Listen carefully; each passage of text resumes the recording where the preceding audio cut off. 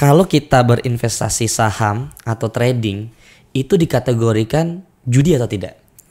Iya, jadi ini sebenarnya pertanyaan bagus ya, dan ini mungkin juga banyak juga ditanyakan seringlah ditanyakan gitu ya, apakah investasi atau trading itu kalau di saham itu judi nggak sih gitu ya. Pertama kita perlu tahu apa sih yang dimaksud dengan judi. Selamat datang di Rukun Podcast. Nah Ustadz, tadi dari investasi, sekarang ke trading nih Ustadz. Sebenarnya trading itu gimana Ustadz? Saya juga masih bingung tuh, investasi saham, kemudian berupa trading gitu. Iya, jadi sebenarnya simpelnya begini ya, antara trading sama investasi ya. Bedanya lu tuh lebih ke arah time horizon biasanya. Time horizon. Jadi time horizon itu maksudnya apa? Kalau trading itu biasanya saham itu dibeli gitu ya. Itu untuk dipegang dalam jangka waktu yang lebih pendek. Biasanya sih nggak nyampe setahun gitu ya. Sedangkan kalau investasi itu bisa sampai panjang banget, bahkan bisa sampai beberapa cerita itu bahkan sampai diwariskan begitu ya, karena memang time horizonnya panjang banget. Jadi itu salah satu bedanya antara trading sama investasi. Begitu juga yang kedua, perbedaan kedua itu biasanya dari sisi cara menganalisa. Nah biasanya kalau untuk trading itu yang dianalisa itu adalah chart, pergerakan harga, bagaimana pergerakan harga, bagaimana patternnya gitu ya. Pendekatan analisa secara chart ini disebut dengan technical analysis gitu ya, analisis teknikal. Sedangkan kalau dalam investasi biasanya yang dianalisis itu adalah data-data keuangan. Data-data keuangan, bagaimana growth-nya, growth sales-nya gitu ya, bagaimana growth labanya atau earning-nya, dan seterusnya dan seterusnya. Intinya yang banyak dianalisis itu ada data-data keuangan. Tadi karena yang pertama tadi time horizon-nya lebih panjang, kemudian yang dianalisis itu juga data-data keuangan. Jadi kalau yang ini lebih ke arah pergerakan harganya seperti apa, yang ini yang dianalisis itu adalah tadi data-data keuangan. Berarti trading itu masuk halal nggak sih, Sat? Sesuai syar'i nggak sih? Trading ini memang ada sebagian pendapat yang tidak setuju kalau trading ini artinya gini, ada pandangan bahwa yang mengatakan bahwa trading itu tidak diperkenankan secara syariah. Yang memandang seperti itu tuh ada, tapi kalau kita lihat dari DSN MUI, setahu saya standpointnya adalah itu nggak ada masalah gitu ya, itu nggak ada masalah. Karena yang penting adalah kita memang ketika kita punya saham ya yang penting kita beli itu underlying transaksinya jelas gitu ya. Adapun mengenai masalah pendekatan teknikal ataupun fundamental itu adalah sekedar ini aja, metode aja. Sekedar metode. Jadi ya pakai metode ini boleh, pakai metode ini boleh gitu ya. Yang penting adalah ketika kita membeli saham itu ya memang kita sudah yang penting itu adalah underlying transaksinya itu adalah saham itu sendiri. Jadi saya kasih contoh gampangannya begini. Misalnya gini ya, kita kalau di jalan tuh kan kadang-kadang kita lihat lagi rame tuh, misalnya kayak jualan es kepal Milo gitu ya. Iya kan? Es kepal Milo.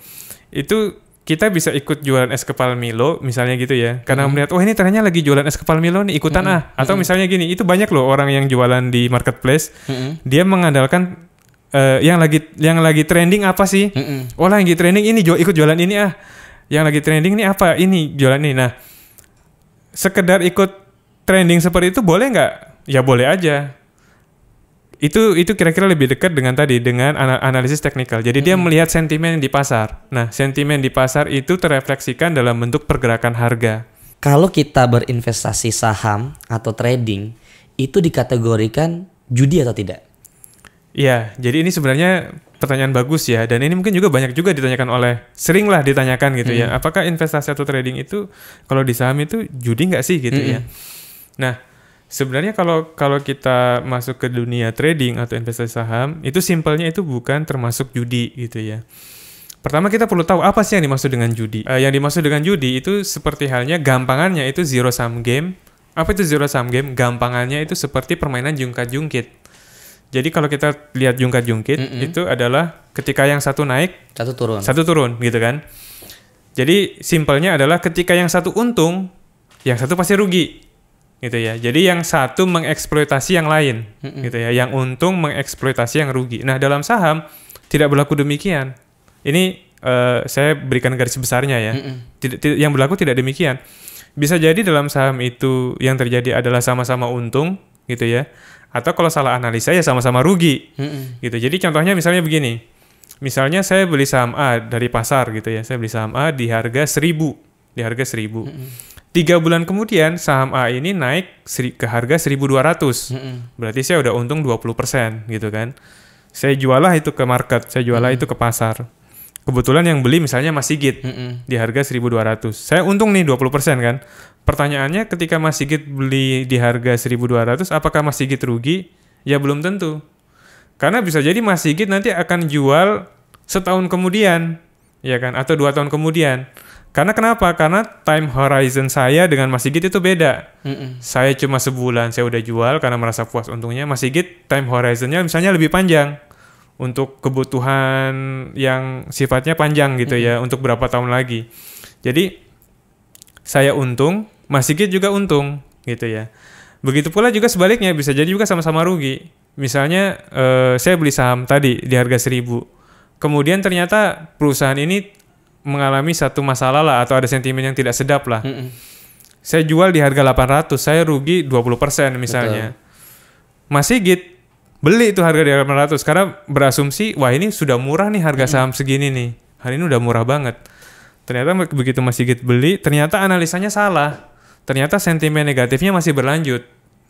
Jadi bisa jadi Mas Sigit kemudian jual di harga yang juga rugi gitu. Jadi saya rugi, Mas Sigit juga rugi. Jadi bisa jadi dalam saham itu sama-sama untung karena tadi perbedaan time horizon, tapi juga bisa jadi juga sama-sama rugi. Jadi artinya tidak berlaku zero sum game di sini. Jadi ketika satu untung, yang lain ya belum tentu rugi gitu ya. Bisa jadi sama-sama untung. Begitu pula ketika yang satu rugi, yang lain juga belum tentu untung juga. Bisa jadi sama-sama rugi, kira-kira begitu.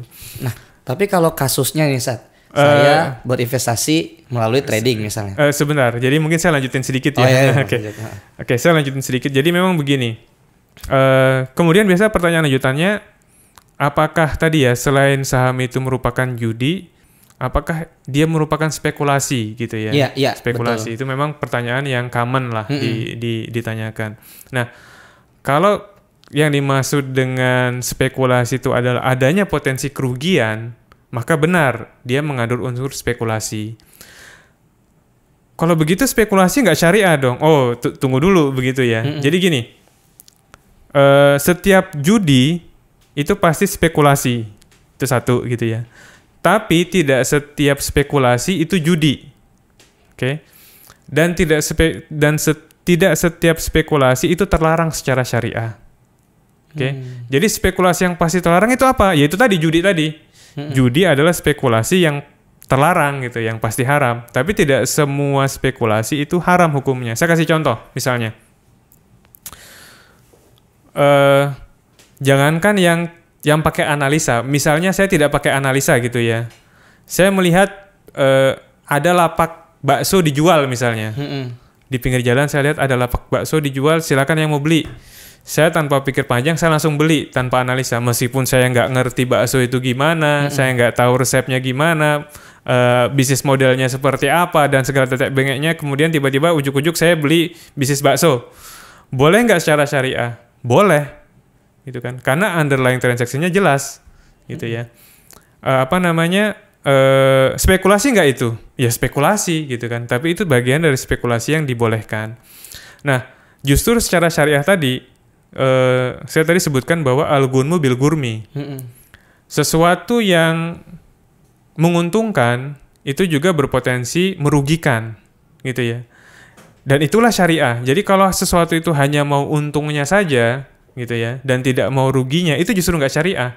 Jadi balik lagi, kalau yang dimaksud dengan spekulasi itu adalah adanya potensi kerugian, maka tadi tidak semua spekulasi itu melanggar syariah, kira-kira seperti itu. Nah, termasuk juga ketika bakso ini kan yang tadi saya kasih analogi, itu kan seperti ketika kita beli saham sebenarnya. Jadi Mas Sigit beli bakso misalnya gitu, beli bisnis bakso, itu sama seperti ketika Mas Sigit beli perusahaan gitu kan. Kalau kita kembali lagi tadi ke analisa teknikal atau fundamental, pakai analisa ya mau pakai analisa fundamental, teknikal ya bebas-bebas saja. Nggak pakai analisa pun nggak apa-apa sebenarnya kan. Yang penting adalah Mas Sigit ketika belanja memang sah sebagai pemilik bisnis tersebut. Kira-kira seperti itu. Ustadz, kasih kita tips dong untuk mengelola keuangan secara syariah. Baik itu secara investasi saham maupun trading atau mengelola untuk sekedar menabung aja deh gitu. Iya, jadi memang kalau tips-tipsnya ya, diantaranya adalah pertama itu ya. Kalau secara syariah itu pastinya yang pertama kali perlu dipertimbangkan adalah instrumennya adalah dipastikan instrumen syariah. Itu satu gitu kan. Kemudian yang kedua adalah kenali profil risiko Anda. Kita harus mengenali profil risiko kita. Nah ini beda-beda antara tiap orang. Ada yang secara tipikal risikonya dia tuh benar-benar sangat nggak pengen rugi lah gitu ya, sangat nggak pengen rugi. Iya. Jadi, nah kalau kayak begini mungkin dia belum cocok untuk berinvestasi di saham. Kenapa? Karena saham itu adalah sesuatu yang sangat risky. Dia mungkin cocok ke instrumen syariah yang lain, misalnya dia nabung di bank syariah ataupun dia taruh di deposito syariah gitu, atau mungkin paling banter dia misalnya beli emas kemudian didiemin gitu ya. Nah, jadi pertama adalah mengenali profil risiko kita gitu kan, itu satu. Kemudian yang kedua adalah kalaupun kita masuk ke tadi instrumen yang cukup berisiko seperti saham misalnya, itu sebaiknya kita tidak masuk dengan uang besar, kita masuk dengan uang kecil. Nah besar kecilnya ini memang relatif ya, yang menurut A besar bisa jadi menurut B kecil gitu kan. Ini besar kecilnya ini disesuaikan dengan kondisi kita masing-masing. Tapi intinya kita masuk dengan dana yang menurut kita kecil. Kenapa? Supaya kita terbiasa gitu ya. Kita terbiasa, kita mengalami dulu, supaya kita punya experience. Oh ternyata kayak begini ya. Karena terus terang aja di saham itu memang menjanjikan profit yang sangat besar gitu ya. Bisa berkali-kali lipat. Tapi ya tadi, kita konsepnya adalah high risk, high return. Betul. Al-gunmu bil gurmi. Sesuatu yang bisa bikin kita untung besar, Ruginya juga besar. iya, juga bisa bikin rugi besar gitu kan.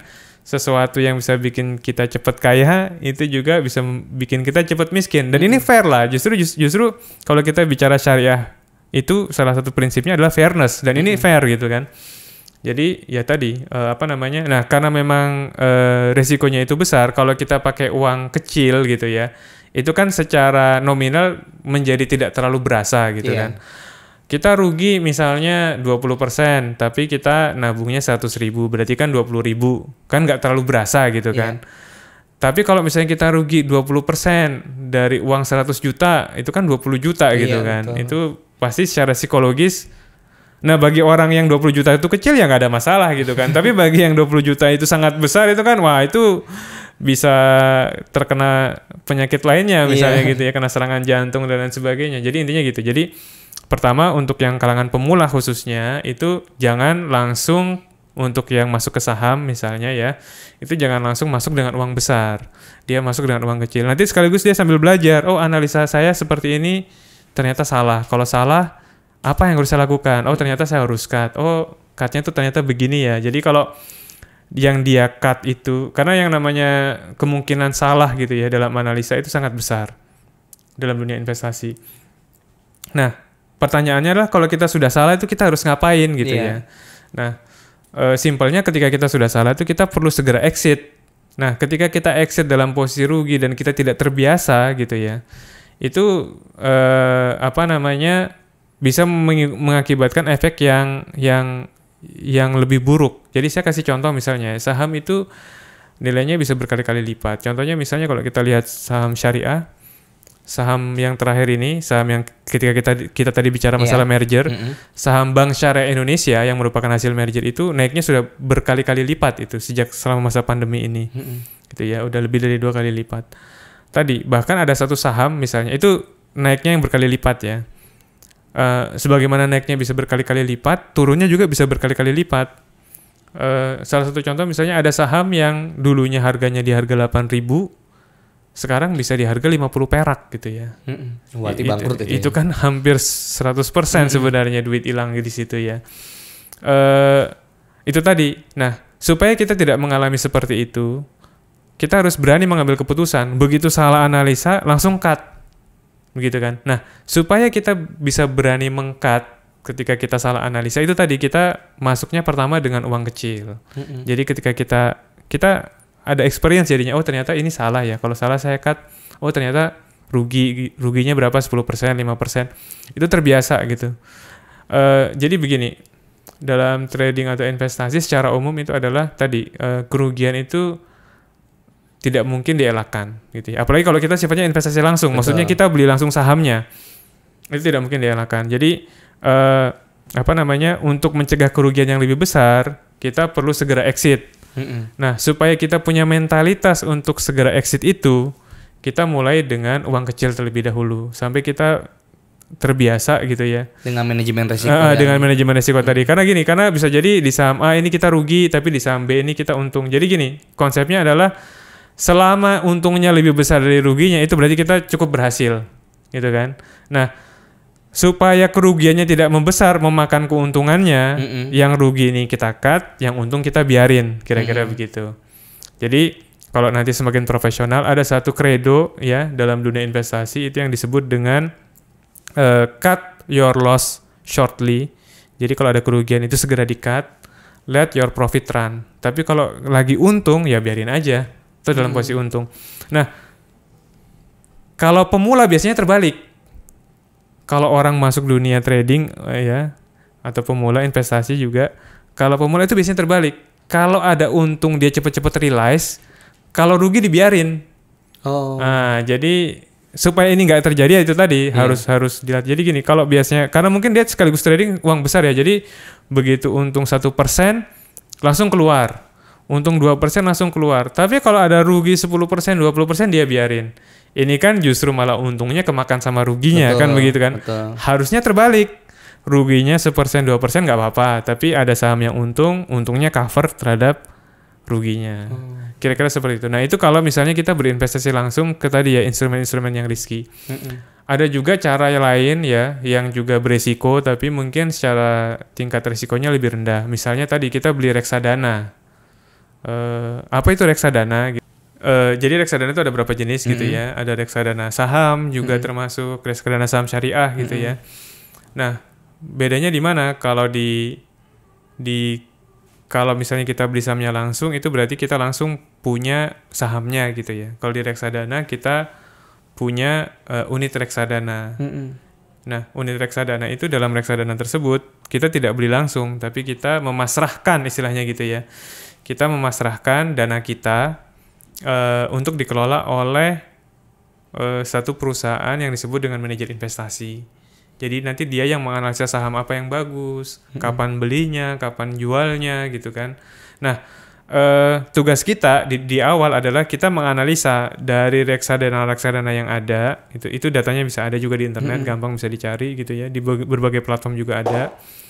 Kita tinggal mencari reksadana apa yang kira-kira memberikan return yang bagus gitu ya. Kalau dalam hal ini kita bicara syariah adalah tentunya reksadana syariah gitu ya.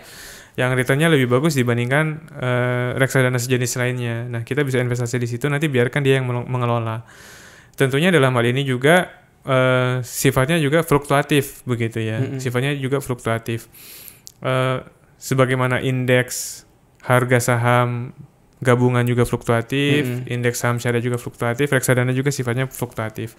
Nah, jadi kalau tugas kita adalah memang ketika market lagi jelek, kita mau cabut ya cabut aja gitu. Cuma kalau kita tadi beli saham secara langsung kan kita jualin saham, kita yang jualin saham itu betul. ya.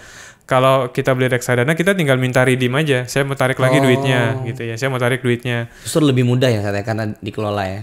Iya, jadi istilahnya kita nggak perlu mikirin lah, yang mikirin mereka. Tapi tentunya kita bayar fee ke mereka. Kita bayar fee ke mereka, begitu.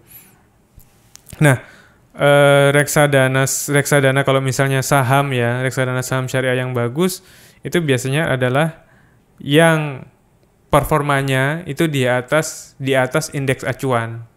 Apa itu indeks acuannya? Biasanya kalau di Indonesia indeks acuannya adalah tadi IHSG dan juga indeks saham syariah. Jadi kalau dia performanya lebih bagus dibandingkan IHSG ataupun dibandingkan indeks saham syariah, itu secara umum bisa dikatakan dia performanya bagus. Nah, bagusnya ini bertingkat-tingkat kan antara reksadana A, reksadana B, reksadana C. Nah, itu tinggal kita lihat mana yang kira-kira menurut kita cocok dengan kita gitu kan. Yang kita anggap bagus cocok dengan kita.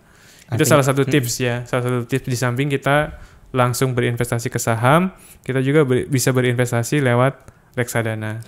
Iya, balik lagi reksadana itu untungnya tadi ya bisa lebih tinggi dibandingkan deposito gitu kan. Apalagi yang saham Tapi juga risikonya juga lebih tinggi gitu. Tetap kembali ke high risk, High return. return. Al-Gunul bil Gurmi. Ya, kira-kira begitu.